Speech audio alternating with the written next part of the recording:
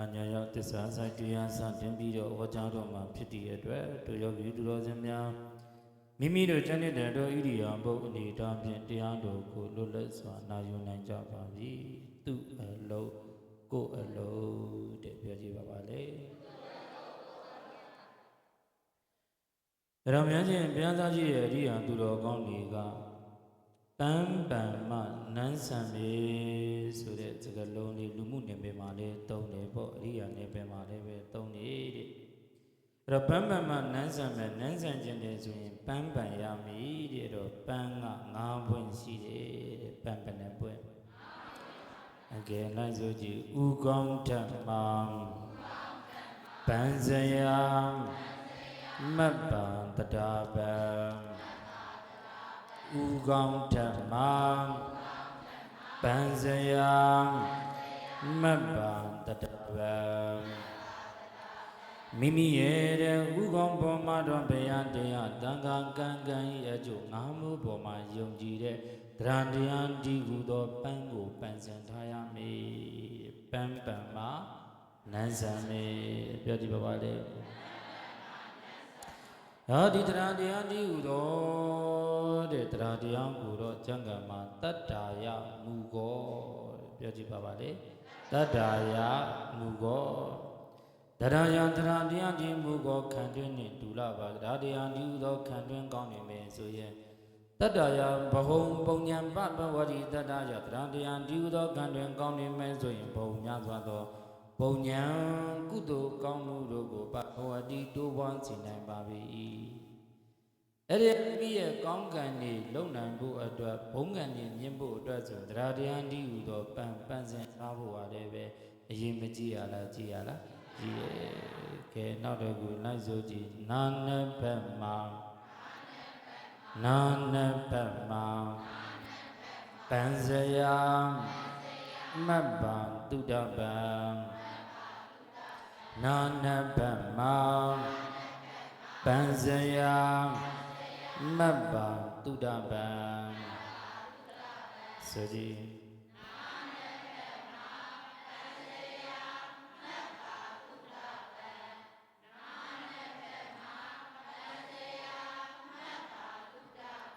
နာနဘကတော့နော်ရွှေနဂတ်တွေစိတ်နဂတ်တွေဘန်းလို့လှတယ်ဆိုတာကခိတ္တခဏပြီတဲ့တကယ်တမ်းကိုနာလီလှခြင်းနေဆိုရင်တုဒ္ဓပန်းကိုပန်းစင်ရမယ်တဲ့ဘာပန်းတုဒ္ဓပန်းဆိုတာအခုလိုတရားတွေနာယူရမယ်တာစာပေတွေဖတ်ရမယ်ဆုံးမစကားတွေနာယူရမယ်တရားတွေဆွေးနွေးရမယ်ဒါတွေကတုဒ္ဓပန်းတွေဘာပန်းတွေလဲအဲ့တော့ဘုရားရှင်ကိုယ်တော်မြတ်ကတဲ့မတ်ဖို့နိဗ္ဗာန်ကိုရောက်ဖို့အတွက်ဆိုလည်းပဲတုဒ္ဓဘဟုတုဒ္ဓရှိမှရမှာတဲ့ဓမ္မတုဒ္ဓရှိမှရအောင်ဓမ္မတုဒ္ဓမရှိဘဲနဲ့တော့နိဗ္ဗာန်ကိုမျက်မှောက်ပြုနိုင်မှာမလားမပြုနိုင်ဘူးဒါကြောင့်မို့ဥကောင်းထပ်မှာပန်ရမှာကတဒါပန်နာတစ်ဖက်မှာပန်ရမှာကပန်းပန်မှာနန်းဆံမေတဲ့နန်းဆံခြင်းနေဆိုရင်ပန်းပန်ရမေတဲ့ဘယ်နှပွင့်ရှိသွားပြီတဒါပန်းရဲ့တုဒ္ဓပန်းရဲ့ပြောကြည့်ပါလေခန္ဓာကိုယ်မှာ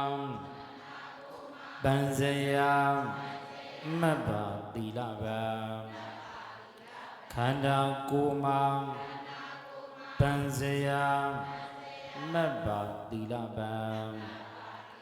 အဲ့တော့မိမိရဲ့ခန္ဓာကိုယ်မှာပန်းစင်ရမယ်ပန်းကတော့တခြားပန်းမဟုတ်ဘူးတဲ့သီလပန်းဘာပန်းတဲ့အဲ့ဒါကိုပဲဘုန်းတို့ရှင်းပညာကြီးသူတော်ကောင်းတွေပြောတာကဣန္ဒြေစင်တို့မလရွှေငွေစင်တို့မလဣန္ဒြေစင်မလှတယ်ပြောကြည့်ပါလေ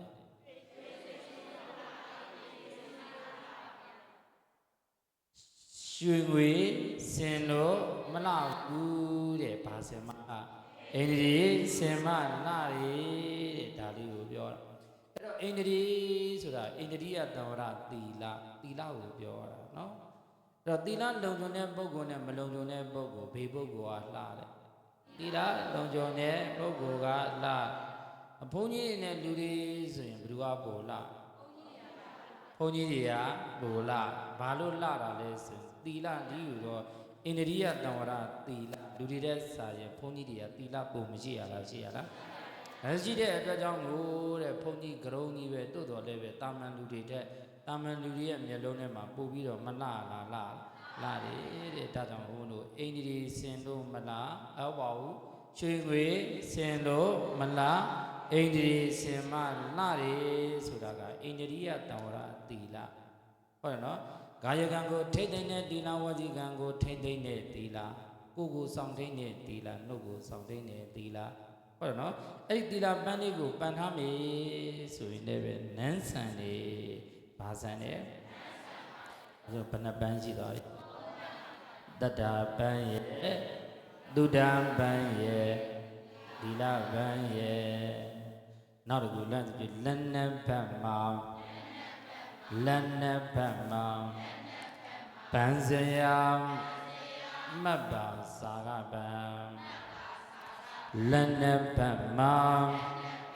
ပန်းစရာမတ်ပါစာကပန်းမိမိရဲ့လက်နှစ်ဖက်မှာကတော့တဲ့ဘာပန်းပန်းရမလို့စာကပန်းနဲ့ပြီးကန်းခြင်းကိုပြောတာပြောဒီပါလေ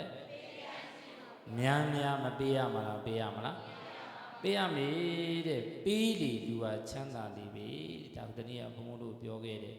တော်ပွားပြီးပြောဤလေးပေါ်မတ်တော်ကြီးပွားကြောင်းပစတိတော့လှုပ်ပြန်ရမြတော့မသိအဲ့ဒါမှပေးဆိုတာမပါဘူးလားပစ္စည်းဥစ္စာပေးတာနဲ့မဟုတ်ဘူးတဲ့နားလည်းမူပေးတာခွင့်လို့မူပေးတာကုညီမူပေးတာသူကစိတ်ချမ်းသာတဲ့စကားလေးတွေရွေးပြီးတော့ပြောပေးတာဒါလေးစာကားထဲမှာပါတယ်နော်အကုန်လုံးပါဒါကြောင့်မို့စာကဒီဟူသောပန်းကိုလည်းပဲတို့တွေမပန်ရမလားပန်ရမလားနောက်တော့ကိုနောက်ဆိုဒီပဇံမျက်လုံးထဲမှာပန်းစရာမျက်လုံးထဲမှာပန်းစရာမတ်ပါပညာပန်းမျက်လုံးထဲမှာပန်းစရာမတ်ပါပညာပန်းမျက်လုံးထဲမှာပန်းစရာမတ်ပါပညာပန်းနဲ့မိမိရဲ့မျက်လုံးမှာတော့ပညာပန်းကိုပန်ရမယ်တဲ့အသိပညာပန်းရဲ့အတတ်ပညာပန်းရဲ့ပြောကြည့်ပါလေလောကလူမှုနဲ့ပဲလောကီနဲ့ပဲမှာအစဉ်ပြေဖို့အတွက်ဆိုရင်တော့တယ်နော်အတတ်ပညာပန်းကိုပန်ရမယ်တဏှာကြီးခုကတဲ့အချိန်ကမှအစဉ်ပြေဖို့နဲ့နိဗ္ဗာန်ကိုမျက်မှောက်ပြုနိုင်ဖို့အတွက်ဆိုတော့အသိပညာဒီဟူသောပန်းကိုပန်ရမယ်နားလည်နော်အခုတရားနာနေလေဆိုတာအသိပညာဒီဟူသောပန်းကိုမပန်တာလားပန်တာလားမျက်လုံးကပညာကိုစားပြုတယ်နားလည်နော်ဒါဆိုဘယ်နှပန်းရှိသွားပြီပါလေတတ္တပန်းရဲ့သုဒ္ဓပန်းရဲ့သီလပန်းရဲ့စာကပန်းရဲ့ပညာပန်းရဲ့ပန်းမနဲ့ပွင့်ရှိသွားပြီကဲနောက်တဲ့တပွင့်လေးကျန်နေလိုက်ဆိုဒီပါဇက်ထဲမှာပန်းစရာမတ်ပါတစ္ဆာပန်းပါဇက်ထဲမှာပန်းစရာမတ်ပါတစ္ဆာပန်းစေဒီ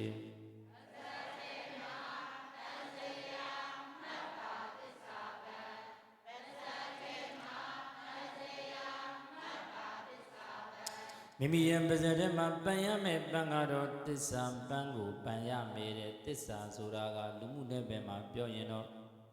ဂရိတသံတိတော်ကဝဲဩဇာလေးနဲ့ပေါ်စီတက်၍နေမြတ်တဲ့ပင်ဆေးဘက်ဝင်မှန်ကန်တဲ့စကားတွေပြောရင်နဲ့ဩပါဇက်ကဩဇာအာဏာရှိရဲ့အဲ့ဒါလေးကြားပါတော့ဘုန်းတော်မူတာဝါဒတော့ပဲတရားတာမန်လောကီနယ်ပယ်စကားကိုပြောတာမှန်မှန်ကန်ကန်ပြောရမယ်လို့ပြောတာဒီနေရာမှာတော့တို့တွေကရိတ်တာဆိုတော့ဒါအတိဉာဏ်တရားနဲ့ဉာဏ်တရားနာရမှာဟုတ်ဘာတရားနာမှာလဲ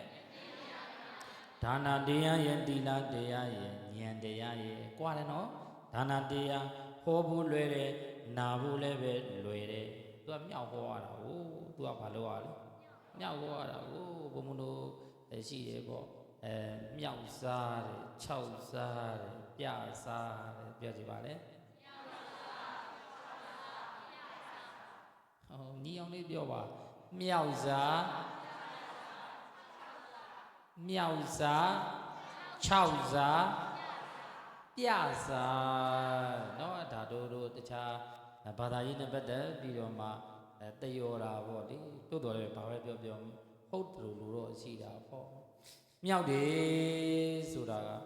ဒကာကြီးတို့ဒကာမကြီးတို့လှူရတယ်ဗျာခင်ဗျားတို့လှူလို့လားမသိဘူးခင်ဗျားတို့ရုပ်တရားလည်းအလွန်မတန်မှချောတယ်ရုပ်တရားအလွန်မတန်မှကြည်လင်းနေဒူလာလား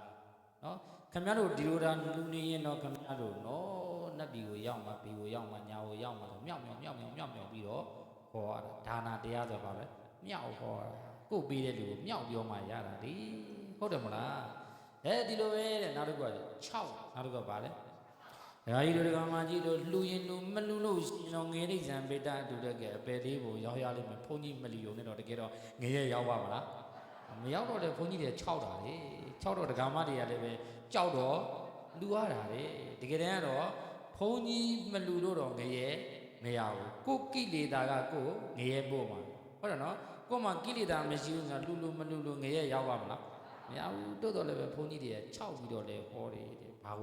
ဘာနဲ့6တာလဲငရဲနဲ့6တာဘာနဲ့6တာလဲနောက်တစ်ခုတဲ့နိဗ္ဗာန်ကိုပြ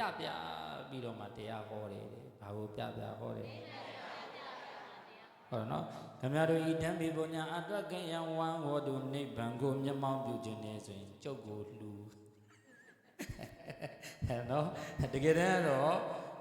ဝိပဿနာတရားကျင့်ကြံပွားများအထုံးမှနိဗ္ဗာန်ကိုရောက်ပါလေတို့တော့ဉာဏ်တရားဟောအောင်ဉာဏ်တရားဟောရင်ဒကာမတွေကတိတ်မကြိုက်ပြန်ဘူးခင်ဗျားတို့နိဗ္ဗာန်ရောက်ခြင်းနဲ့ဆိုတော့ခန္ဓာကိုယ်ဉာဏ်ရောက်ပြီခင်ဗျားတို့ခန္ဓာကိုယ်ဉာဏ်ရောက်တယ်ခင်ဗျားတို့ခန္ဓာကိုယ်ကြီးကအာတုပခန္ဓာကိုယ်ကြီးမတင့်နေတဲ့ခန္ဓာကိုယ်ကြီးယွန်စရာခန္ဓာကိုယ်ကြီးလို့ဟောလိုက်ရင်နောက်တခါအဲ့ဒကာမကြောင်းမလာတော့ဘူးဟုတ်တယ်နော်အဲ့တော့ဉာဏ်တရားဆိုတာလည်းပဲအာနိုင်ဖို့ဆိုတာလွယ်ရဲ့လားဟောတဲ့ပုဂ္ဂိုလ်ကလည်းပဲတဲ့ခက်ခဲတယ်လို့နာရတဲ့ပုဂ္ဂိုလ်တွေကလည်းပဲခက်ခဲတယ်အခုလိုဘုံဘုံတို့ဟောတဲ့လူကလည်းပဲဟောနိုင်တယ်ဆိုတော့ဘာပဲပြောထိုက်တဲ့ပါရမီပါလို့ဘုံဘုံတို့လည်းဟောပေးလို့ရတာဗျဟုတ်တယ်နော်ခင်ဗျားတို့ကလည်းပဲပါရမီပါလို့ဒါလည်းပြုတ်ပြောတဲ့တရားတွေကိုခင်ဗျားတို့နားလေတာဟုတ်တယ်နော်ဒုမို့ဆိုနားလေပါမလားမလဲဘူးတချို့နေရာတွေဒီဉာဏ်တရားဝိပဿနာတရားနာထားတာအားနေတယ်ဆိုရင်ကိုကတော့စေနာနဲ့ဟိုးနဲ့သူတို့မျိုးလုံးပြူးရည်နဲ့ကြည်နေဘိုင်းနဲ့ကြည်နေမျိုးလုံးပြူးနဲ့စကြည့်နေနားလေလို့ကြည်ရလားနားမလဲလို့ကြည်နားလည်းမလဲဘူးနားလည်းလေခြင်းကြီးမကြောက်ဘူးတဲ့စကားတည်းကြားတာဆိုတော့ဟုတ်တယ်နော်ဘုံတို့တုတ်တန်ဒီတုတ်တန်လူတင်ဆောင်တော့တုတ်တန်မှာသွားပြီးတော့တရားထိုင်ဆရာတော်တစ်ပါးပြောတုတ်တန်ကိုသွားပြီဆိုတမထာအားကောင်းလို့ရှိရင်ဒီပရလောကသားကိုမြင်ရတယ်တမထာအားကောင်းရင်မြင်ရတယ်မြင်ရတဲ့ချိန်ကကျတော့ဆရာတော်သူတရားသူအားထုတ်ပြီးတော့မှဒီလိုနေတချို့ကြတော့လည်းမြင်ရတဲ့ခါကျတော့ဗုဒ္ဓဘာသာပရလောကသားလှုပ်လေချီပြီးတော့မှနားထောင်နေရတယ်ဘုံတော့အဲ့ဒီမှာတရားလေးဟောလိုက်တယ်အများလေးကိုသူတာရုလေးတွေခေါ်တယ်တာရုခေါ်လိုက်လို့သူတို့တာရုခေါ်နိုင်လို့တာရုခေါ်လိုက်တယ်ဆိုအနာလေးတွေအဖြူရောင်လေးတွေဖော့ဆိုပျောက်သွားတယ်လင်းလက်လေးသွားတာဒါဆိုသူတို့ဒီဘဝကကျွတ်လို့ပြီးတော့နောက်ဘဝကိုရောက်တာပေါ့ဟုတ်တယ်နော်အဲ့လိုတချို့ကြတော့လည်းမဟုတ်ဘူးတဲ့ဘာသာခြားလေးဒီတရားတွေမနာဘူးတဲ့အခါကျတော့မတက်ရက်ကြည့်နေတယ်မျက်လုံးပြူးနေဝိုင်းကြည့်နေခင်ဗျားတို့ကကြည့်ရတာအဲ့လိုကြည့်တယ်ကိုဘိုးပြောတာနားလဲလားအေးနားလဲပြီးတယ်မျက်လုံးပြူးနေမကြည့်ပြီးစီနေနော်ဉာဏ်တရားဘာတရားလဲရဲပြောဘာတရားလဲမျက်ရည်မကြမ်းခင်သိစေခြင်းပြီးဘုံဘုံတရားလေးတွေဟောဘူးလေနော်တရားအသစ်လေးပေါ့အဲ့လိုလေးဟောဘူးဘ누구အကြောင်းလဲဆိုတော့နာရဘိန်တထေးကြီးရဲ့အကြောင်းနာရဘိန်တထေးကြီးကပါရမီကံကလည်းနည်းနည်းလေးအားနေတော့မြတ်စွာဘုရားကနာရဘိန်တထေးကိုဒါနာအကြောင်းသီလအကြောင်းတော့ပဲဟောလို့ရတယ်အခုလိုဉာဏ်တရားတွေဟောလို့မရဘူးဆိုတော့ဉာဏ်တရားသွားဟောလိုက်ရင်လူနေတဲ့ဒါနာလေးတော့မှပျက်စီးသွားမှာအဲ့တော့ဒီတိုင်းမဲ့လူပါသေးတော့ဆိုပြီးသူအကြိုက်လေးပဲလိုက်ပြီးတော့ဟောနောက်ဆုံးမှရှင်သာရိပုတ္တရာကနာရဘိန်တတိတေဂန်ကြီးရောက်တဲ့အချိန်ကကြမှာရှင်ဗျာတပည့်တော်ကိုတရားလေးဟောပါဆိုတော့ရှင်သာရိပုတ္တရာကြည့်လိုက်တော့အချိန်ကြီးမကောင်းတော့ဒီချိန်တော့မထူးတော့ဘူးဆိုပြီးတော့မှအခုခန္ဓာအာယတနာဓာတ်တစ္ဆာအကြောင်းတွေကိုဟောတော့ဝိပဿနာတရားဟောအဲ့ကြတော့နာရဘိန်တတိမျက်ရင်မကြလားကြအဲ့တော့ဘေးတွေကနေပြီးတော့မှနာရဘိန်တတိတေးရမှာသူကြောက်လို့ငိုနေတယ်လို့ထင်တာ အဲ့တော့နာရမတိကမဟုတ်ပါဘူးဗျာတပည့်တော်တေရမှာကြောက်လို့မငိုတာမဟုတ်ပါဘူးဗျာတပည့်တော်ကိုရှင်များတို့ဘာဖြစ်လို့အခုမှဒီတရားဟောရတာလဲအရင်တော့ဘာလို့မဟောရတာလဲဆိုပြီးတော့မှသူကဝမ်းနေတာသူကဒီတရားကိုနာကျင်နေပြီလေတိုးတော်လည်းပဲသူ့ရဲ့အတ္တကမရှိတော့သေရတော့ဒါကြောင့်မို့သူကအရှင်မြတ်တဲ့တပည့်တော်လုံးနောင်သားတွေမျက်ရည်မကြခင်ဒီတရားကိုသိစေချင်ပါတယ်ဗျာဒါကြောင့်မို့ဒီဝိပဿနာတရားဉာဏ်တရားတွေကိုများဟောတော်မူပါဗျာဆိုပြီးရှောက်ခဲ့တာကြီးကြားတယ်နော်ကဲထားခဲ့တော့ပါဇတ်ထဲမှာပန်းစရာမတ်ပါသစ္စာပါဆိုဒီ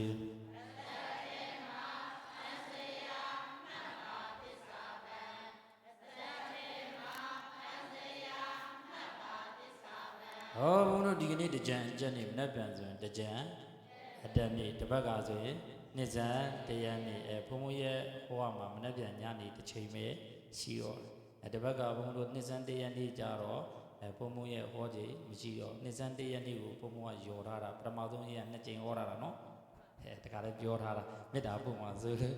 ဒါနှစ်ဇန်တရားနေတော့ဘုန်းဘုန်းကကျောင်းမှာနေစွန်းစားပြီးလို့စွန်းတကားလေးပုံကြောင်းမှလည်းပဲရိတ်တာလေးဖွင့်တာတော့နေစွန်းဆက်ကတကားရှိတော့အဲ့ဒီမှာနေစွန်းတွေဟောပြီးရတယ်ဘုံဘွားနှစ်စံတရနေ့ညမှာမကွေးမှာညတရားပွဲရှိတော့အဲ့ဒီကိုတရားပွဲပွားရမှာနှစ်စံတရနေ့တော့မလာတော့ဘူးเนาะအဲ့တော့ဒီနေ့နဲ့မနေ့ပြန်ကဲတော့ဘုံတို့တစ္ဆာပန်ဘာပန်တဲ့အဲ့တော့တစ္ဆာစကားများပြောကြည့်ပါလေတစ္ဆာကဘဏ္ဍပါတစ္ဆာကဘဏ္ဍပါပြောကြည့်ပါလေဒုက္ခသစ္စာသမုဒယသစ္စာနိရောဓသစ္စာမဂ္ဂသစ္စာဒါကပါဇက်ကပြောတဲ့သစ္စာပဲရှိသေးတယ်အပြောသစ္စာမဟုတ်ဘူးတဲ့အကျင့်သစ္စာဖြစ်အောင်လုပ်ရမယ်တဲ့ဟုတ်ပြီနော်ဟောစဉ်နဲ့ကျင့်စဉ်ပြောကြည့်ပါလေဟောစဉ်နဲ့ကျင့်စဉ်ပြောကြည့်ပါလေဟောစဉ်ဆိုတာကဟင်းတကူချက်တော်မယ်ဆိုရင်အဲ့ဒီဟင်းထဲမှာထည့်ဖို့ဟင်းဒီဟင်းရွက်လေးတွေပစ္စည်းလေးတွေကိုသူ့အနေနဲ့သူဘာလုပ်ထားရလဲဟောဒီလိတင်တာလိထားရတယ်နှုံနဲ့နာနှုံထားရတယ်တတ်သူအစင်တင်လေးဘာလုပ်ထားလဲပုံထားရဟင်းချက်ပြီဆိုတော့သူစီလီဝါရာလေးအရင်ဆုံးဆွဲထည့်ရတော့မလားအခုလည်းပဲဒီတမ်းမြေတဲ့ဟောစဉ်နဲ့ကျင့်စဉ်ပြောကြည့်ပါလေဆိုတစ္ဆာ၄ပါးဆိုဒီမှာတစ္ဆာ၄ပါးဆိုဒီမှာဒုက္ခသစ္စာသမုဒယသစ္စာနိရောဓသစ္စာမဂ္ဂသစ္စာသစ္စာဘယ်နှပါးဟုတ်ပြီလားတို့ဒီဒုက္ခသစ္စာဆိုဒီမှာသိအောင်လုပ်ရမှာပါဗျာသိအောင်လုပ်ရမှာကဒုက္ခသစ္စာဒီသစ္စာကတော့ဘုံဘုံနှစ်တိုင်းဟောတယ်နော်ဘုံဘုံကျောင်းတိုင်းတာက9နှစ်ဒီနေ့ဆို6နှစ်ဆိုတာဒါ6ကြိမ်ပေါ့ဟုတ်တယ်နော်ဟိုးရှင်းမှာလည်းဘုံကျောင်းတိုင်းကတော့ဒီမှာ9ကြိမ်လား10ကြိမ်လားရှိနေတူတယ်ဘယ်နှကြိမ်ရှိသွားပြီတော့မတွေ့ဘူးဒီမှာလည်းပဲဖို့ဆရာတော်ကအချိန်မီမထည့်ထားအောင်လေတူနော်ကြတော့သစ္စာ၄ပါးကတော့လွတ်လို့ရရလားမရအဲ့တော့ဒုက္ခသစ္စာဆိုတာသိရမယ့်သစ္စာဘာသစ္စာလဲသိအောင်လုပ်ရမယ်ဘာကိုသိအောင်လုပ်ရမှာလဲဆိုခန္ဓာရဲ့အကြောင်းကိုသိအောင်လုပ်ရမှာပြောကြပါလေခန္ဓာကြီးဒီအိုတတ်တဲ့ခန္ဓာကြီးနာတတ်တဲ့ခန္ဓာကြီးတည်တတ်တဲ့ခန္ဓာကြီးလို့သိပါခန္ဓာကြီးဒီမမြဲတဲ့ခန္ဓာကြီးဆင်းရဲတဲ့ခန္ဓာကြီးအဆုံးမြတ်တဲ့ခန္ဓာကြီးလို့သိပါခန္ဓာကြီးဒီရုပ်ဖောက်ပြန်တတ်တဲ့သဘောကြီးတဲ့ခန္ဓာညွတ်တတ်တဲ့သဘောကြီးတဲ့ခန္ဓာကြီးလို့သိပါဒီလိုလာတာနော်အဲ့တော့ခန္ဓာရဲ့သဘောတွေကိုသိအောင်လုပ်ရမယ်လို့ပြောတာဒါကတော့အများကြီးပေါ့ဟုတ်တယ်နော်တိုးတော်လည်းပဲခန္ဓာဆိုတာသိစေရခန္ဓာဆိုတာဗါလဲဘာကိုသိရမှာလဲဆိုရင်သဘောကိုသိရပြောကြပါလေမြင်ခန္ဓာကိုလည်းသိရမယ်ပေါ်ခန္ဓာကိုလည်းသိရမယ်ပြောကြပါလေမြင်ခန္ဓာကတော့ပကတိဉာဏ်လုံးမြင်ခန္ဓာကိုကြည့်ရင်တံဝေကဉာဏ်ရလိမ့်မယ်ဟောဉာဏ်မျက်လုံးနဲ့ကျင်မှာသဘောခန္ဓာကိုမြင်ပြီးတော့ဝိပဿနာဉာဏ်ဖြစ်ပြီးတော့မှနိဗ္ဗာန်ကိုမျက်မှောက်ပြုနိုင်မယ်ဟုတ်တယ်နော်ဘုံဘုံပြောတာနားလားနားလေလားနားလေရပြီနော်မဟုတ်တရားနည်းနည်းတယ်နော် ကဲဝိဒါဆိုရင်ဒုက္ခသစ္စာဆိုတာသိအောင်လုပ်ရမယ်သစ္စာသိရင်ရပြီသူ့ကိုဘာမှလုပ်เสียမလုပ်ဘူးအိုးတဲ့ငါခန္ဓာကြီးအိုးတဲ့ခန္ဓာကြီးလို့သိတဲ့အချိန်မှာအိုးခြင်းသဘောတရားကိုသွားပြီးတော့မှယံတွေ့လို့ရရလားယံတော့ဒီမှာကံထုတ်လိုက်မှာပေါ့နားလဲနော်အဲ့တော့သူ့သဘောတရားကိုသိရင်ရတယ်ဒါမှတော့အင်းကိုပွားတယ်ဟောအဲ့ဒီအင်းခွေးကြိုက်တတ်တယ်ဆိုရင်အဲ့ဒီခွေးကိုဘယ်လိုလုပ်ဘာလို့လို့မဟုတ်လေအဲ့ဒီခွေးနဲ့ထိတ်တိုက်တွေ့မှာလားရှောင်ကွင်းပြီးတော့မှကိုလိုရာရက်ကိုသွားမှာအဲ့ဒီခွေးနဲ့သွားပြီးတော့နဗန်းလုံးတွေလို့ကတော့ဘုဒ္ဓဒုက္ခကိုယ်ရဲ့ဒုက္ခရောက်မှာမဟုတ်လားနားလေတယ်နော်ဟောဒါကတော့ဘုံဘုံတို့ခုကိဆိုရင်ဒါကတော့ဟိုနိုင်ငံရေးအခြေအနေရခီးတစ်ခုသွားပြီဂိတ်တစ်ခုတွေ့ပြီတဲ့သူတို့တော့စစ်မှာပဲလေသူတို့နဲ့သွားပြီးရံဖြစ်လို့တော့မရဘူးဂိတ်မှန်ရင်စစ်မှာပဲအဲ့လိုက်ရောဆရဲစစ်ကြီးกว่าလို့သွားလင်กว่าအိုးခမ်းပါဟုတ်နော်မှန်ဘူးခမ်းပါလဲကိုယ်ပဲခမ်းပါအဲ့တော့ကိုယ်အဲ့ဂိတ်ကိုကွင်းနိုင်ကွင်းမကွင်းနိုင်တဲ့အသားလေးအစ်စ်ခံလိုက်သူပြီးသွားတာဟုတ်တယ်နော်နားလဲနော်ခန္ဓာဆိုတာသိစေရခန္ဓာဆိုတာဘာလဲကဲနာတကူနိုင်ဆိုကြည့်သမုဒိယသစ္စာဆိုဒီမှာပေတ္တရမှာပါဖေယပေတ္တရမှာကသမုဒိယသစ္စာဆိုဒီ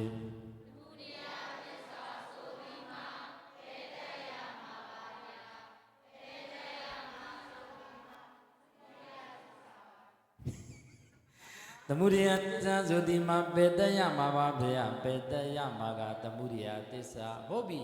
သမုဒိယမှန်ရင်ဘာလို့အောင်ပေတ္တရပြောကြည့်ပါလေပေတ္တရမယ်ဖယ်ထုတ်ဖြစ်ရမယ်ရှောင်ခြင်းပြရမယ်ဒီလိုအဓိပ္ပာယ်ရတယ်အဲ့တော့သမုဒိယတဲ့စဝိုင်းနဲ့ပြောတော့အဝိဇ္ဇာတဏှာဥပါဒံဒါတွေပေတ္တရမှာပေါ့ဟုတ်တော့သူတို့ကိုပေတ္တမှာမဟုတ်တဲ့လုပ်ငန်းတွေကရှောင်ခြင်းပြီးတာဖြစ်သွားမှာကမ္မဘဝဖြစ်တဲ့သင်္ခါရနဲ့ကမ္မဘဝဆိုတာကအလုပ်တွေဟုတ်တော့သူတို့တော့ခိုင်းရင်လုပ်မှာပဲမခိုင်းရင်မလုပ်ဘူးဟုတ်တယ်နော်အဲ့တော့သူတို့ကိုခိုင်းတတ်တာကဘာတူလဲသူတို့ကိုခိုင်းတတ်တာကဘာတူလဲလို့ခိုင်းတဲ့သူကိုသိမှရမှာလေအဲ့တော့ခိုင်းတာကပြောဆိုအဝိဇ္ဇာတဏှာဥပါဒံပြောကြည့်ပါလေထားပါတော့ဘုံဘုံတို့လူမှုနယ်ပယ်ထားပါတော့ယံဖြစ်ကြဟောသတ္တမီလို့တဲ့ပုဂ္ဂိုလ်ယံဖြစ်တယ်ဆိုရင်သူ့ကိုနိုင်တယ်မိဘကိုလှမ်းချိတ်ရတယ်သူ့ကိုနိုင်တယ်ဆရာသမားကိုလှမ်းပြီးတော့ချိတ်ဆက်ပြီးတော့လုံမှာအရှင်ပြေဟုတ်တယ်နော်ခိုင်းရမလားဆိုပြီးလုံနေတဲ့သူကိုသွားပြီးတော့ယံတွေ့ရင်တော့အရှင်ပြေရလားပြဿနာကဖြေရှင်းလို့ရပါမလားမရဘူးတဲ့ကဲထားတော့သမုဒိယသစ္စာမှန်ရင်ဘာလို့ရမှာလဲပေတ္တယ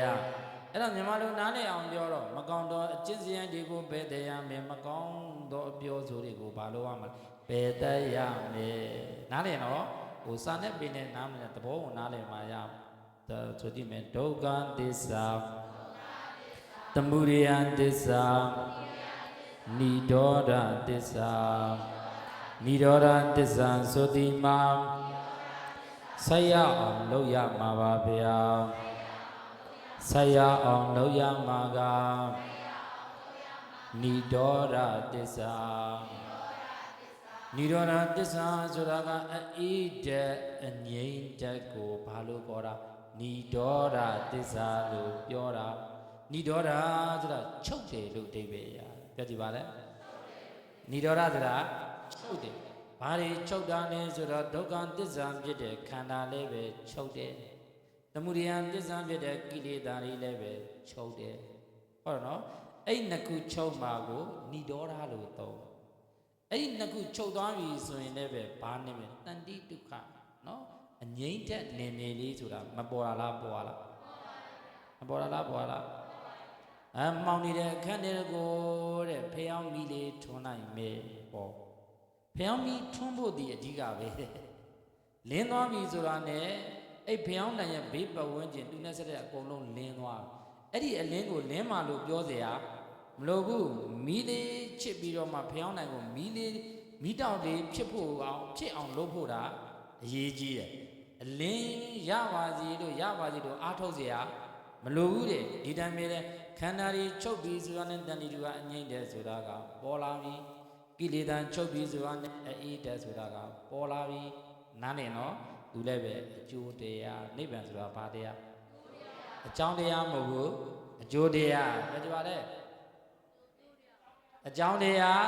မဟုတ်ဘူးအကျိုးတရားအဲ့ချီနာမလို့ကိုလူတွေရတယ်နော်နောက်တစ်ခုလိုက်စို့ကြည့်မကံသစ္စာသုတိမံပွားများရမှာပါဗျာ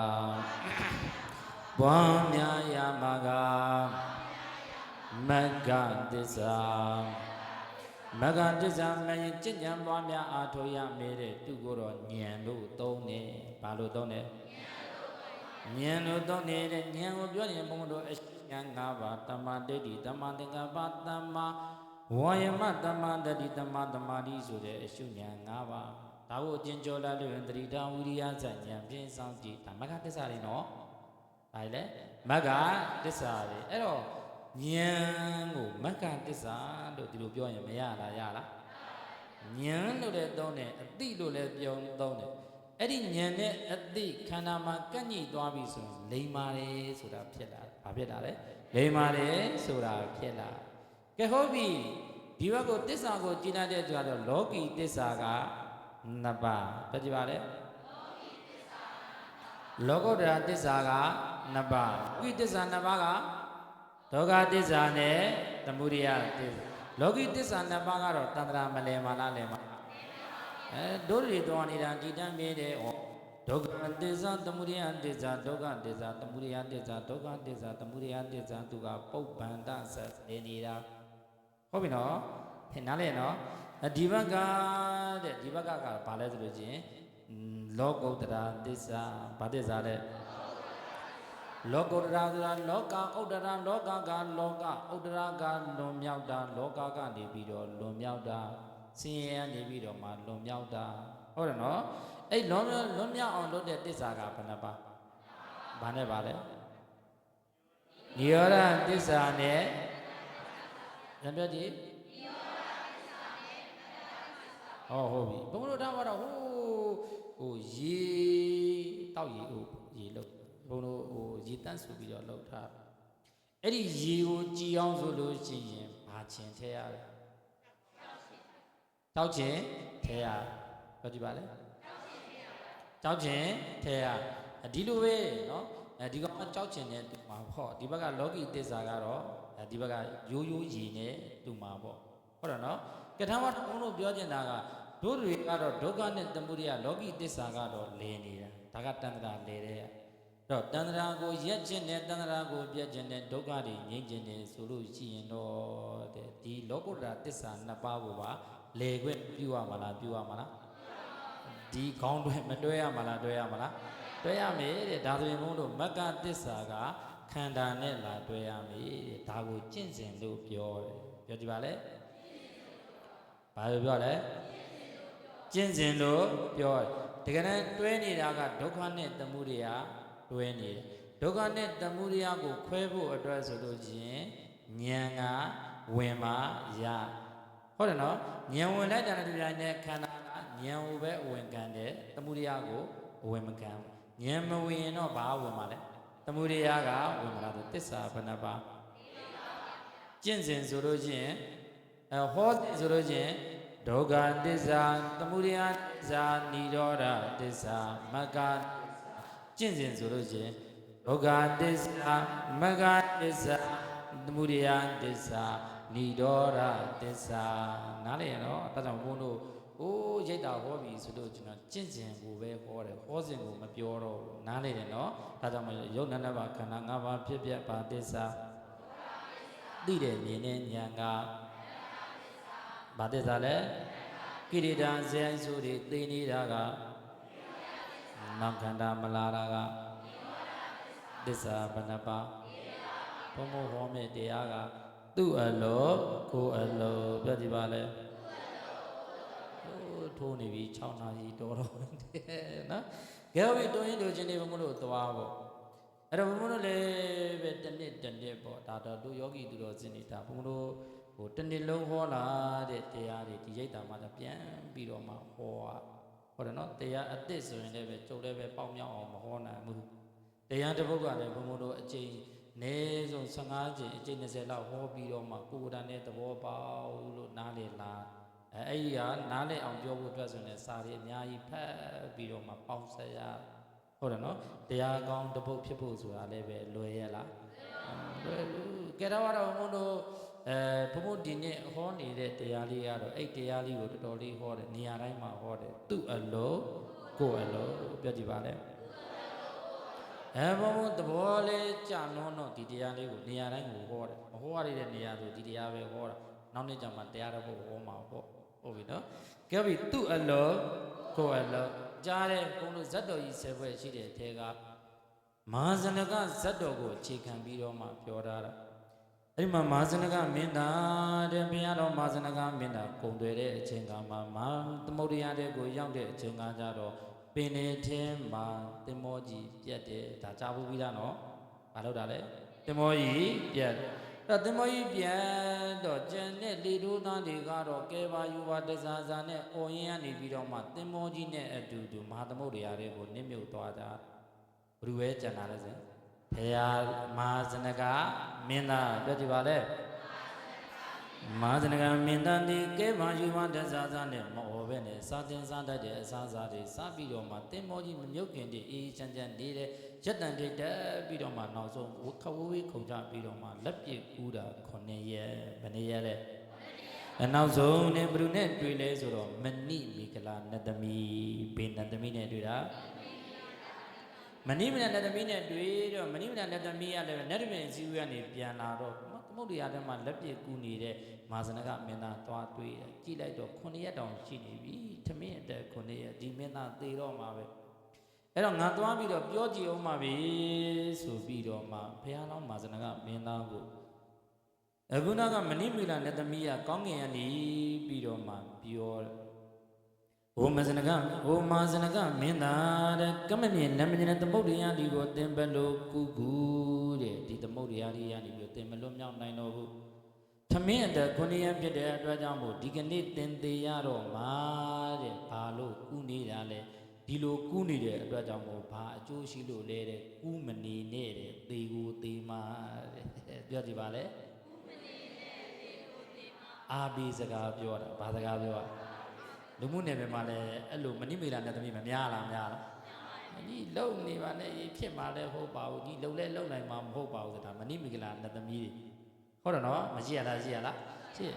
အဲ့တော့သင်မာသနာမင်းသားတဲ့ဘာလို့ကူးနေတာလဲတဲ့ဘာအကျိုးရှိလို့လဲတဲ့သင်ကလွတ်မြောက်နိုင်ဖို့လည်းမမြင်ဘူးသင်ကဒီနေ့သေကိုသေရမှာကူးမနေနဲ့လို့ပြောတော့မာသနာကမင်းသားပြောတဲ့စကားလေးပေါ့အိုးနဲ့သမီးတဲ့သေတဲ့ရှင်တဲ့ဆိုတာကသူ့အလုပ်တဲ့လက်ပြကူးရမှာကငါရဲ့အလုပ်တဲ့သေတဲ့ရှင်တဲ့ဆိုတာကလက်ပြကူးရမှာကငါရဲ့အလုပ်တဲ့ငါနဲ့အတူတူတဲ့ကိုယ်အလုပ်ကိုမလုပ်ဖေးနဲ့ကဲပါယူပါတစားစားနဲ့ကိုယ်တဲ့ပုဂ္ဂိုလ်တွေလွန်ခဲ့တော့9ရက်ကမာသမုဒ္ဒရာထဲမှာနစ်မြုပ်ပြီးတော့မှငါးစားလိမ့်စားတွေဖြစ်ကုန်ပြီငါသည်တဲ့ကိုယ်အလုပ်ဖြစ်တဲ့ဘဝရမေတေဝပူရိတော်နတ်နေပင်ရပူရိတော်မတိမချင်းကြိုးစားရမယ်ဆိုတဲ့စကားကိုငါသိပြီးတော့မှငါအလုံးကငါမတိမချင်းတော့လက်ပြကူရမှာပဲကြိုးစားရမှာပဲဆိုတော့ကိုယ့်အလုပ်ကိုလို့တာနေငါကတော့9ရက်အသက်ရှင်ခြင်းဆိုတဲ့အကျိုးကျေးဇူးမရလားရတယ်တဲ့ဟုတ်တယ်နော်သို့တော်လည်းပဲတဲ့လက်ပြကူရမှာကငါရဲ့အလုပ်ဒီကနေ့ကလက်ပြကူတာဖြစ်တဲ့အတွက်ကြောင့်မို့ကဲတင်ရှင်သင်နတ်သမီးနဲ့တွေ့နေပြီတဲ့ဒီကနေ့သင်ကဲတင်ရှင်နတ်သမီးဒါငါကိုသင်နာစေတနာကောင်းလို့စိတ်ထားကောင်းလို့ငါပေါ်မှာစေတနာကောင်းတယ်ဆိုရင်သင်ကဲရင်ငါဒီနေ့လွတ်မြောက်မှာဟုတ်တယ်နော်အသက်ဘေးကနေပါလေလွတ်မြောက်သို့တော်လည်းပဲတဲ့ကဲတယ်မကဲတယ်ဆိုတော့သင်နတ်သမီးအလုံးကဲပါလို့လည်းငါမပြောဘူးတဲ့ဟုတ်တယ်နော်ကဲတယ်မကဲတယ်ဆိုတာဘူးလို့လည်းနတ်သမီးရဲ့အလုံးလက်ပြကူရမှာကငါရဲ့အလုံးတဲ့ငါအလုံးငါလုံးမှာပဲဆိုလက်ပြကူရဲ့အဲ့စကားလေးလည်းပြောလိုက်ရောမဏိမီလာနတ်သမီးဟတ်ထီတော့ဟုတ်တယ်နော်ခင်ဗျားတို့ကြို့လို့ဆိုရင်တော့နတ်သမီးရဲ့ကဲပါဘာပေးပါမယ်ညာပေးပါမယ်ပြောမှာပေါ့ပြီးတော့မှဘာပြောမိလဲပြောမှာပေါ့လားနော်ဟိုတော့ရေတိမ်နဲ့ကြားဘူးတယ်မလားရေတိမ်နဲ့တာလေကျုပ်စီစိန်အကုန်ပေးပါမယ်ဗျစီစိန်တဝက်ပေးပါမယ်ဗျဆိုတော့ဟိုကမ်းပေါ်လူကတခါလက်ပြကူပြီးတော့မှသွားပြီးတော့ကဲလဲကဲရောကမ်းပေါ်လဲရောက်ရောအသက်ဘေးရလဲလွတ်ရော ခုနကြောက်နေဘာတွေပြောမိလိုက်မှမသိဟုတ်တယ်နော်ဘာပြောမိလိုက်မှမသိအဲ့လိုဖြစ်မှာတိုးတော်လေးပဲတဲ့ခုနကဘုရားလုံးစနကမင်းသားကအဲ့စကားတွေပြောရလားမပြောဘူးသူပြောတာကကဲတယ်မကဲဘူးဆိုတာကသင်ရဲ့အလုပ်ကဲပါလို့ငါမပြောဒါပေမဲ့ငါအလုပ်ဖြစ်တဲ့လက်ပစ်ကူးတဲ့လုပ်ငန်းကိုတော့ငါလုပ်ရမှာပဲဆိုပြီးလက်ပစ်ပဲကူးတာတဲ့မဏိမင်္ဂလာနဲ့သမီးကိုဂယုစားရလားမဆိုင်ဘူးတဲ့ဒီလိုပဲဗျာခင်ဗျားတို့ချို့လို့လည်းပဲမိဘတွေကိုကြည်အားကိုးမိနေနော်မိဘတွေပံ့ပိုးတယ်မပံ့ပိုးတယ်ဆိုတာသူ့အလုပ်ကိုယ်တိုင်ကြိုးစားပြီးတော့ကိုယ့်အလုပ်တွေကိုအောင်မြင်အောင်လုပ်ရမှာကိုယ့်အလုပ်မလားတချို့ကမိဘတွေကိုရမ်းအားကိုးတာပဲဆရာသမားတွေကိုရမ်းအားကိုးတာပဲအားကိုးခြင်းစိတ်ဒီကိုယ့်ရဲ့စွမ်းအင်ကြီးမလျော့တာလားလျော့ရလားကဲဒါကတော့ဒါဆိုရင်သူ့အလုပ်ကိုယ့်အလုပ်ပြတ်ကြပါလေအနာလေးမှာပဲမာစီဆရာတော်ဘုရားကြီးကသူ့အလုပ်ကိုယ့်အလုပ်ဆိုပြီးကျမ်းဂန်ကိုကြည့်ပြီးတော့မှအဲ့မှာအလုပ်လေးခွဲလိုက်တယ်ကဲလိုက်ဆိုကြည့်ခန္ဓာရလောင်ကိုရမှာအဲ့ဒါသူ့အလုံးပါခန္ဓာရလာနာရမှာအဲ့ဒါသူ့အလုံးပါခန္ဓာရလာသိရမှာအဲ့ဒါသူ့အလုံးပါခန္ဓာရလာစင်ရဲမှာအဲ့ဒါသူ့အလုံးပါခန္ဓာရလာနှိစ္စမှာအေးဒါသူ့အလုပ်ပါငါတို့ရဲ့ခန္ဓာကိုယ်ကြီးရတော့သူ့အလုပ်သူ့လုံးမှာပဲတဲ့ဒီခန္ဓာကြီးရဲ့သူ့အလုပ်ကဘာလဲဆိုတော့အိုတဲ့အလုပ်နာတဲ့အလုပ်သေတဲ့အလုပ်ဆင်းရဲတဲ့အလုပ်နှိစ္စတဲ့အလုပ်တဲ့ဒီခန္ဓာကြီးကသူ့အလုပ်သူမလုပ်တာလားလုပ်တာဒီခန္ဓာကိုယ်ကြီး24နာရီကာလပတ်လုံးတစ်ချိန်မှမနာဘူးတဲ့သူ့အလုပ်သူလုပ်တာတဲ့မသိမချင်းဟုတ်တယ်နော်ဒိုးတွေရမှအိတ်တဲ့ခြင်းရှိတယ်ခန္ဓာကြီးကအိတ်တဲ့ခြင်းရှိလားဒိုးအိတ်တယ်ပဲခန္ဓာကိုယ်ကြီးကဒီရုပ်ခန္ဓာကိုယ်ကြီးဘာလို့နာလဲအိုနေတာပဲတဲ့နာနေတာပဲနားလည်နော်ဒါကြောင့်မို့ခန္ဓာကသူ့အလုပ်သူမလုပ်တာလားလုပ်တာလားသူ့အလုပ်ကဘယ်နှလုပ်ငါလုပ်အိုတဲ့အလုပ်နာတဲ့အလုပ်သိတဲ့အလုပ်ဆင်းရဲတဲ့အလုပ်နှိစ္စတဲ့အလုပ်ခန္ဓာရဲ့သူ့အလုပ်သူလုပ်နေတဲ့အချိန်မှာသူ့အလုပ်ကိုဝင်ရှုပ်လို့ရရလားမအိုပါနဲ့လို့လည်းပြောလို့မရဘူးမနာပါနဲ့လို့လည်းမသေးပါနဲ့လို့လည်းမစင်းရဲပါနဲ့လို့လည်းမနှိစ္စပါနဲ့လို့လည်းပြောလို့မရဘူးတဲ့ဒါကြောင့်မို့ခန္ဓာကြီးကတော့သူ့လို့သူမလုံးပါလားလုံးပါအစုခန္ဓာရလားအေဒံသူ့အလုံးပါခန္ဓာရလားနာယမှာအေဒံသူ့အလုံးပါခန္ဓာရလားအေဒံသူ့အလုံးပါခန္ဓာရလားအေဒံသူ့အလုံးပါခန္ဓာရလားနှိစ္စမှာအေဒံသူ့အလုံးပါခန္ဓာကြီးကလည်းသူ့အလုပ်သူလုပ်နေတဲ့အချိန်ကမှတို့တွေရတို့အလုပ်တို့လို့ရမည်တဲ့အဲ့တော့တို့အလုပ်ကဘာတွေလဲဆိုတော့လိုက်ဆိုကြည်ဒါနပြုပါနေရမှာအဲ့ဒါကိုယ်အလုပ်ပါသီလဒီကနေရမှာအဲ့ဒါကိုယ်အလုပ်ပါဘာဝနာပွားကနေရမှာအေဒါကိုယ်အလုပ်ပါဆိုကြည်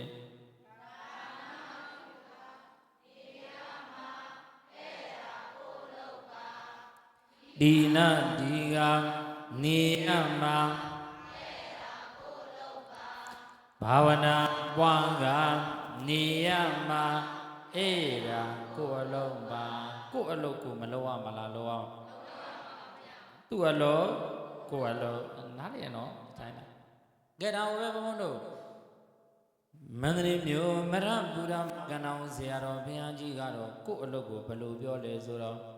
ကုသိုလ်ဥစ္စာကြံ့ကန်တာရဲ့ပညာတတ်ကိုတမျိုးမျိုးမှာအကျိုးမဲ့တဲ့ထိုနည်းရဲ့တတ်တဲ့ဝမ်းနဲ့ပဲတို့ရဲ့ခန္ဓာကြီးအောင်အိုတဲ့အလုံးနာတဲ့အလုံးသိတဲ့အလုံးဆင်းရဲတဲ့အလုံးနှိမ့်ဆက်တဲ့အလုံးတွေသူ့အလုံးသူလုံးနေတဲ့အချိန်ကမှတို့ရရလည်းပဲတဲ့ကိုယ်အလုံးကိုလိုရမယ်တဲ့ကိုယ်အလုံးကဘယ်နှလုံးလဲဆိုတော့3လုံးတဲ့ဘယ်နှလုံးလဲ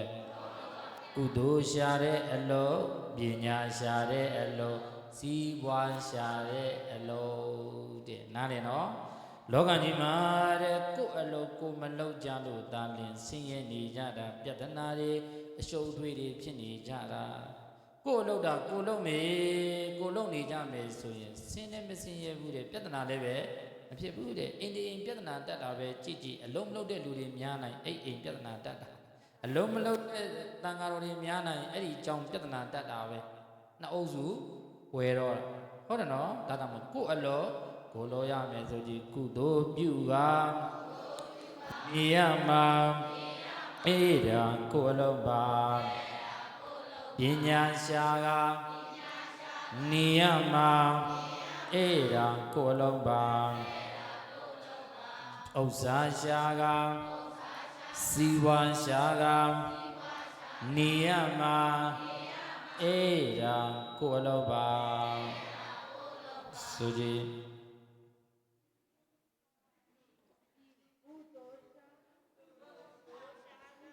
ဒီလူတွေကပြုံးကြည့်တာမို့မျက်လုံးပြူးကြည့်တာမို့ရည်ပြီးတော့ကြည့်ကုသိုလ်ရဲ့ပညာရဲ့ဥစ္စာရဲ့ဥစ္စာလိုပဲစီးပွားကုသိုလ်ပညာဥစ္စာလိုပဲသုံးလိုက်ပေါ့နော်နားလည်နော်အဲ့တော့ခန္ဓာကသူ့အလုပ်သူလုံးနေတဲ့အချိန်ကမှဒုတွေရလဲပဲတဲ့ကုသိုလ်ရှာတဲ့အလုပ်နံပါတ်1အရေးကြီးရနော်ဘာရှာတဲ့လို့ကိုယ့်ဘဝကိုမြင့်တင်ပေးမှာကကုသိုလ်နော်နံပါတ်2ပညာရှာတဲ့အလုပ်နံပါတ်3စီဝါရှာတဲ့အလို့စီဝါလည်းပဲရှာမရမှာလေဘုန်းကြီးလည်းရှာရတာပဲတိရကျင်လည်းရှာရတာပဲလူလည်းပဲရှာရတာပဲတရိษံလည်းရှာရတယ်မရှာရင်ပြတ်တာမတတ်မှာလားတတ်မှာလားသူများနဲ့မတတ်ဘူးကိုယ်နဲ့အရင်တတ်မှာစီဝါမရှိရင်ငတ်ပြတ်မှာလေဟုတ်တယ်မလားကဲဟုတ်ပြီဆိုကြည့်မယ်ကုသိုလ်ပြုက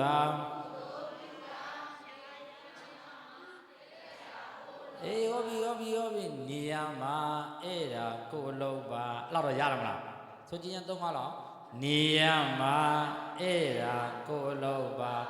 နေရမှာနေရမှာမဆိုအဲ့လားဒီဘက်လိုက်ဆိုပြီးကုသိုလ်ပြုက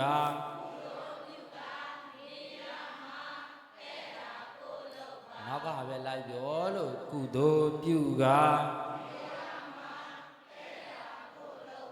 ပညာရှာကဥစ္စာရှာက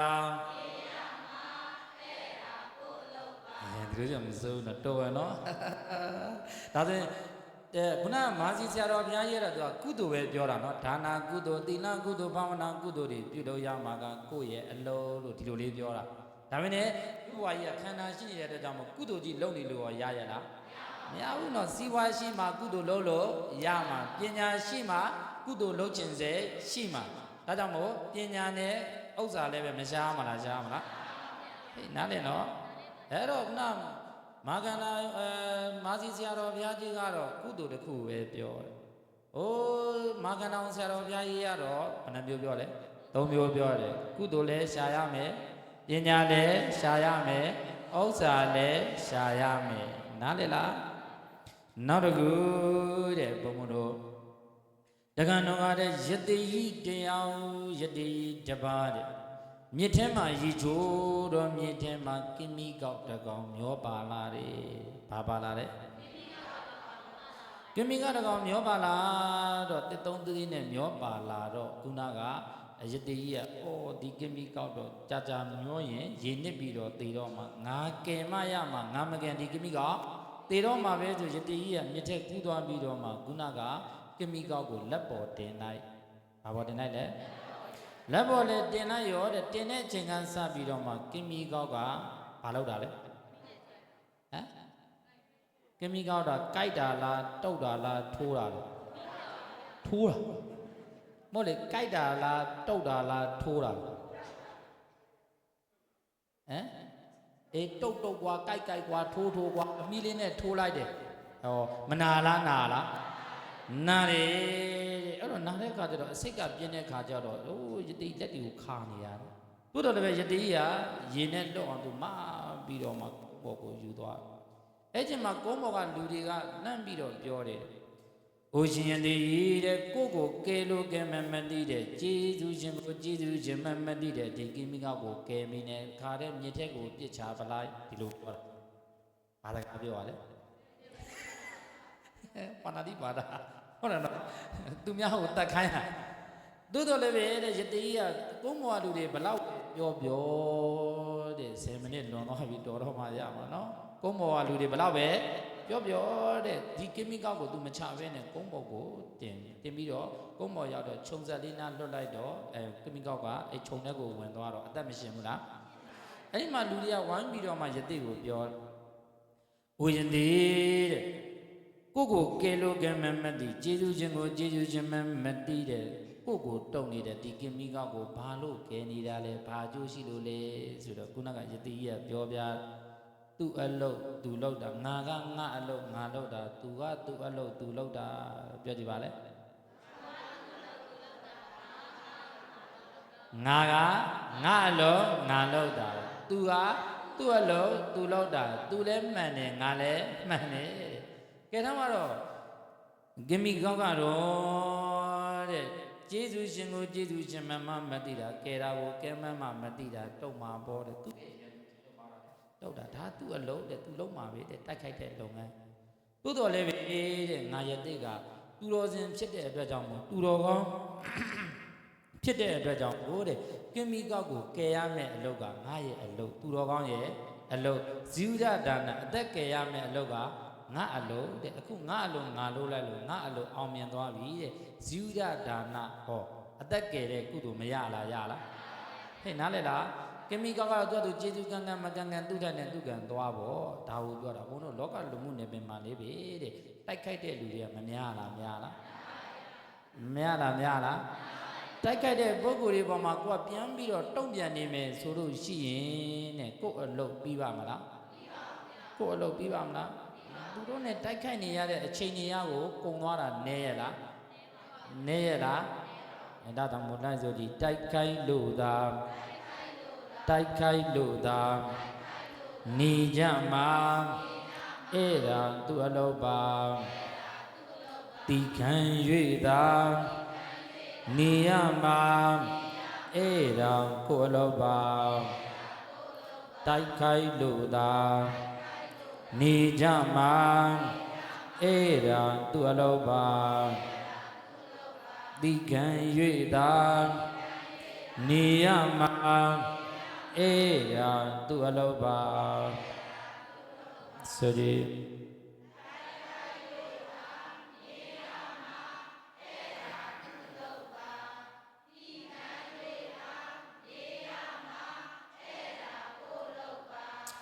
အဲ့တော့ပဝင်းကျင်ကတော့တိုက်ခိုက်မှာပဲတဲ့တိုက်ခိုက်တယ်ဆိုတာကပဝင်းကျင်ရဲ့အဲ့လိုခွေးဟောင်တိုင်းနဲ့ထကြည့်မနေနဲ့တဲ့ဟုတ်ပြီနော်အေးရေးပြတ်တယ်ဟုတ်တယ်နော်ဒီတိုင်းပဲတဲ့သူများရဲ့တိုက်ခိုက်မှုတွေမှာလိုက်ပြီးတော့မှပြန်ပြီးတော့တိုက်ခိုက်တုတ်ပြန်မနေနဲ့ဟုတ်တယ်နော်သူတို့အဒီပြစ်စရာမလိုဘူးတဲ့ကိုယ့်အလုပ်ကိုမလုပ်ရမလားဒီခံရမှာကသူတော်ကောင်းတွေရဲ့အလုပ်တဲ့ဒါကြောင့်မို့ဒီခံမှုဆိုတာကကိုယ့်အလုပ်ကိုမလုပ်ရမလားဟဲ့နားလေနော်ညီနေတိခံနေနဲ့ညီတိတာခံလို့တော့ညီကောင်းပေါ်ချီတက်ပါလိမ့်မယ်ဒါမြောက်ပေးဟုတ်တယ်နော်ကိုယ့်အလုပ်ကိုမလုပ်ပြန်အဲ့ဖြက်စီးရကိုကသူ့အတွက်ကြံတိုက်ခိုက်ဖို့လုပ်လိုက်တာနဲ့ကိုယ့်အလုပ်တွေမရလားရတယ်သူတိုက်ခိုက်တဲ့အတွက်ကြောင့်မို့နိုင်ရင်လည်းပဲရံများတာပဲရှုံးရင်လည်းပဲပူလောင်ရတာပဲနိုင်လည်းမကောင်းဘူးရှုံးလည်းမကောင်းဘူးဟုတ်တယ်မလားဒါကြောင့်မို့ကိုယ့်အလုပ်ကိုပဲလုပ်တို့တိုက်ခိုက်တဲ့ပုံနဲ့တွေ့လာရင်လည်းပဲမရှောင်ရမလားတိုက်ခိုက်တဲ့ပုံကိုယ်တွေကတီးတန့်ကိုရှိတာတို့ line တွေပေါ်ကြည့်ပေါ့ဘာတင်နေဆဲမယ်ဆိုတဲ့လူတွေကရှိပြီးသားဘာတင်နေချောရင်လည်းချောတာဆဲတာပဲလှရင်လည်းလှတာဆဲတာပဲရုပ်ဆိုးရင်လည်းဆိုးတာဆဲတာတော့အဆဲလိုင်းကိုရှိဟုတ်တယ်နော်ကဲတော်ပြီပါဆိုသူ့အလုပ်ကိုယ်အလုပ်ပြောကြည့်ပါလဲခန္ဓာကြီးကတော့သူ့အလုပ်သူ့လုံးမှာပဲခန္ဓာကသူ့အလုပ်သူ့လုံးနေကြမှာတို့တွေရလည်းပဲတို့အလုပ်တို့မလုပ်ရမလားတို့အလုပ်ကကုသိုလ်ရှာတဲ့အလုပ်ပညာရှာတဲ့အလုပ်စီဝါရှာတဲ့အလုပ်ကိုယ်အလုပ်ကိုကိုများလုပ်နိုင်တယ်ကိုဘွားဒီမတောက်ပြောင်မလားတောက်ပြောင်မေးလို့ပြောတာတော်ပြီဒီလောက်ပဲအချိန်နဲ့စီနောက်နေ့မှဒုတိယပိုင်းဆက်မယ်ဆိုကြည်ခန္ဓာရလား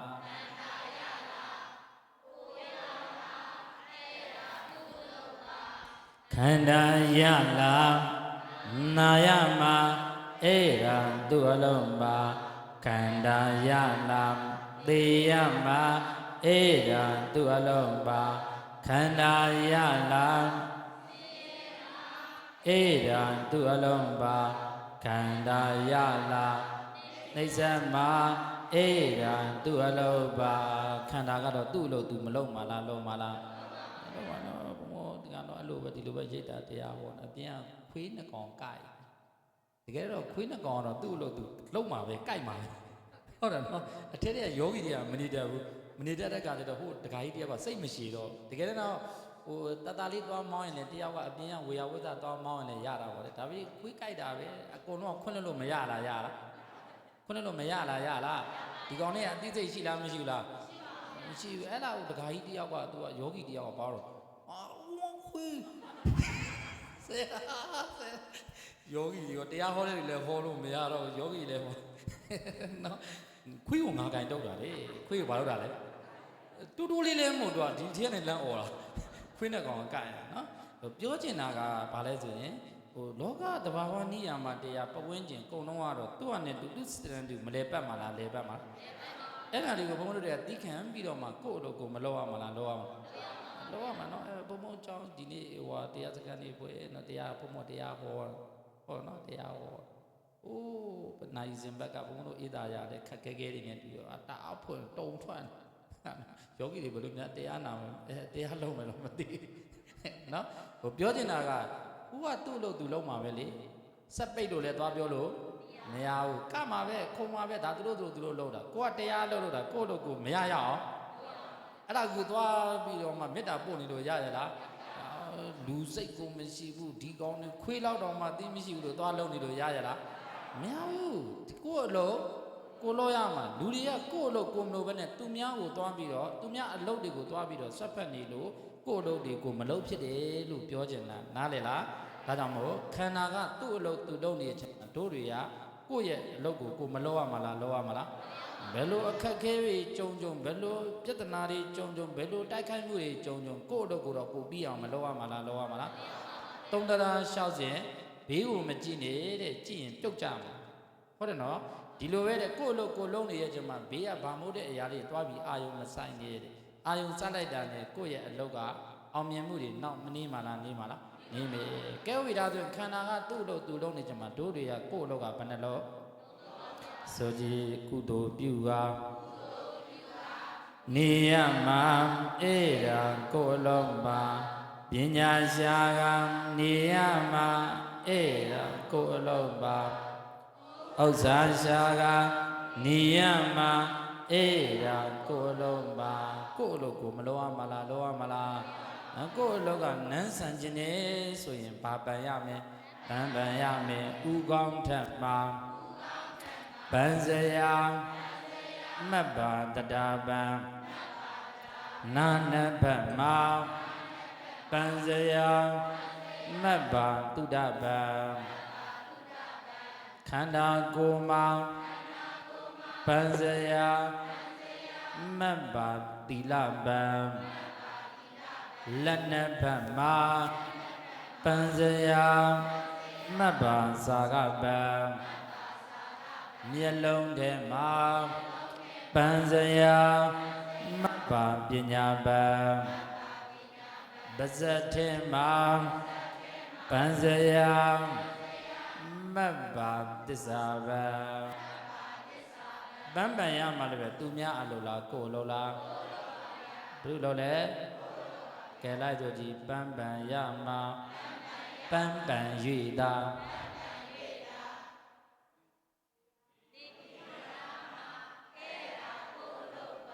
ဒုက္ခပါပဲကွာ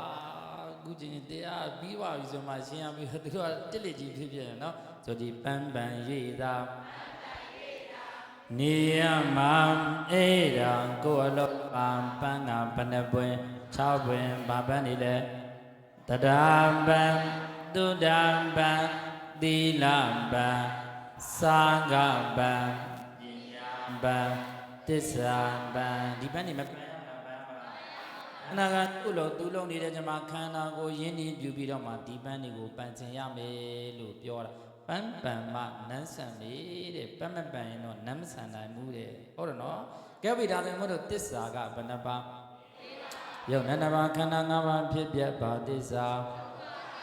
သိတယ်မြင်တဲ့ဉာဏ်ကသိတယ်မြင်တဲ့ဉာဏ်ကကိလေသာဇယိုင်းဆိုတွေသေတာကအေးချမ်းနေတာကတစ္ဆာဘယ်နှပါသူ့အလောကိုအလိုသူ့အလိုကိုလုံးဆိုတဲ့တရားတော်ကိုနာယူပြီးတကားလားခန္ဓာကသူ့အလိုသူ့လုံးနေတာကိုလည်းပဲသိအောင်ကြိုးစားပါခန္ဓာကိုညံ့ရောက်ပြီးတော့မှခန္ဓာရဲ့အကြောင်းတွေကိုသိအောင်လုပ်ပါခန္ဓာကသူ့အလိုသူ့လုံးနေတာတွေကိုသိပြီးတော့ကိုလို့ရမယ်အလုပ်တွေကိုလည်းလုပ်ပြီးတော့မှလောကီလောကရဏပြာကောင်းကျိုးတွေတဏိတကြဒီလာကဲ့သို့တိုးတက်နိုင်ပါစေလို့ဆုတောင်းပတနာပြုရဲ့အချိန်လေးစေတစ္ဆာလေးစာပြီးမှုတာဓု၃ချိန်ခေါ်တော်ကြအောင်ဆိုရဲ့